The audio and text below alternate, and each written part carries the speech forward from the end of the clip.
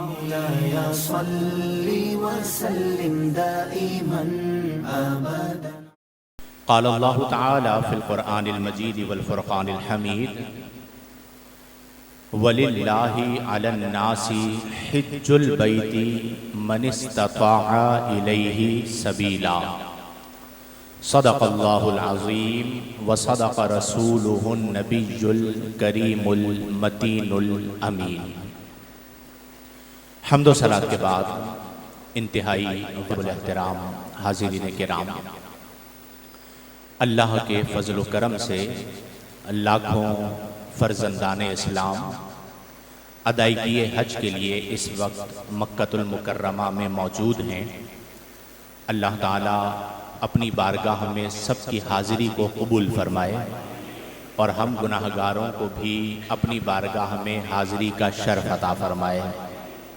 ہم بھی وہ لمحات دیکھیں کہ جب ہم طواف خانہ کعبہ کر رہے ہوں، صفا مروہ کی سعی کر رہے ہوں، وقوف عرفہ کریں، وقوف مزدلفہ کریں.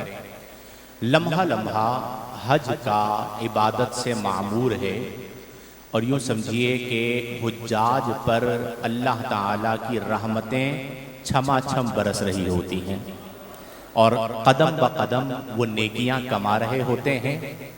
لمحہ بلمحہ وہ انوار و تجلیات کو پا رہے ہوتے ہیں.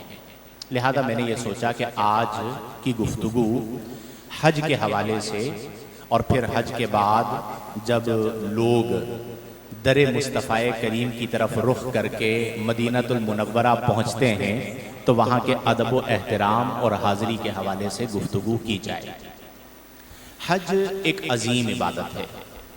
آپ اسے یوں سمجھ سکتے ہیں کہ عبادات دو قسم کی ہوتی ہیں. نمبر ایک مالی عبادت، نمبر دو بدنی عبادت. مالی عبادت اسے کہا جاتا ہے کہ جس کا تعلق صرف مال کے ساتھ ہوتا ہے، اس میں ہمارے بدن کی کوئی محنت و مشقت شامل نہیں ہوتی. مثلا زکوٰۃ، آپ اپنے مال کی زکوٰۃ ادا کر دیتے ہیں تو یہ مالی عبادت ہے. دوسری قسم ہوتی ہے بدنی عبادت. اس سے مراد وہ عبادت ہے کہ جس میں بدنی مشقت لگتی ہے لیکن اس میں مال کا عمل دخل نہیں ہوتا. جیسے ابھی آپ نماز پڑھنے کے لیے آئے ہیں تو جب نماز جمعہ ادا کریں گے تو آپ سے جمعہ پڑھنے کے لیے 200 روپے تو نہیں لیے گئے. نماز پڑھنے آتے ہیں تو پیسے دینے پڑتے ہیں؟ نہیں. تو یہ ایک ایسی عبادت ہے کہ جس میں پیسہ خرچ نہیں ہوتا بلکہ بدنی مشقت ہے کہ آپ مسجد میں آئیں یا گھر میں مصلی بچھائیں اور اللہ کی عبادت شروع کر دیں، تو یہ کہلاتی ہے بدنی عبادت. تیسری قسم جو بہت اعلیٰ ہے وہ ہوتی ہے مالی اور بدنی عبادت. یعنی ایک ایسی عبادت کہ جس میں مال بھی صرف ہو اور مشقت بھی لگے. تو حج وہ عظیم عبادت ہے کہ جو مالی اور بدنی عبادت کا حسین امتزاج رکھتی ہے.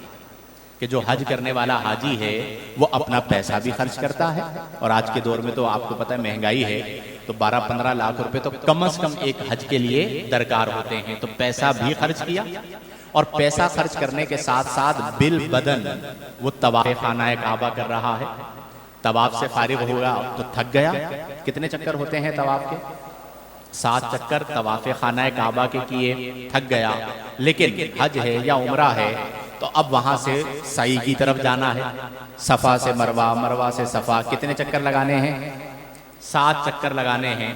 تو اس میں بھی تھکن ہوتی ہے، سعی بھی کرنی ہے. پھر حاجی ہے تو عرفہ میں جانا ہے، مزدلفہ میں جانا ہے، منی میں قیام کرنا ہے. بال بکھرے ہوئے ہیں، لباس جو ہے وہ بے صلاح ہے، اور اس کیفیت کے اندر وہ حج کرتا ہے. تو اب چونکہ اس میں مال بھی خرچ ہوا اور بدنی مشقت بھی ہوئی تو اسے مالی اور بدنی عبادت کہا جاتا ہے. مولاي صل وسلم دائما أبدا.